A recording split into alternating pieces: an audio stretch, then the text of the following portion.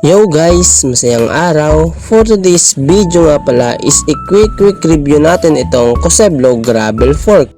Ito nga guys is matte black na at napakakinis niya kung makikita nyo guys. Carbon na nga ito guys, kaya ipitek check muna natin. And itong fork na to guys is naka flat mount, kaya kailangan nyo siyang lagyan ng adapter para magkasya sa inyong mga rotor. And guys, ito nga pala yung brand and size niya. Ito yung ZTTO SMMA 160 PND for 160 rotor only. At dito nyo nga yan ilalagay guys para mailagay nyo yung caliper nyo at magkasya siya sa 160mm rotor.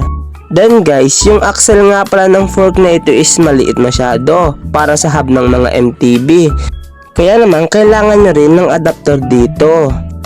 At eto nga yun guys, ito nga guys is yung 15 to 12mm adapter ni ZTTO. Dito nyo nga yun ikakabit sa axle ng gravel fork para magkasya na yung mga hub ng MTB natin. And guys, kung ikakabit nyo na ito sa inyong mga frame ay kailangan nyo tong headset ni Mountain Peak. Number 8 nga pala ito at size 42 to 52mm.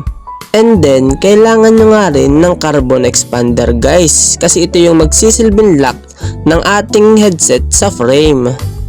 And guys, kung interested ka nga rin sa carbon fork ni Coseblo, ay lalagyan ko nga ng basket ito kasama yung mga accessories niya.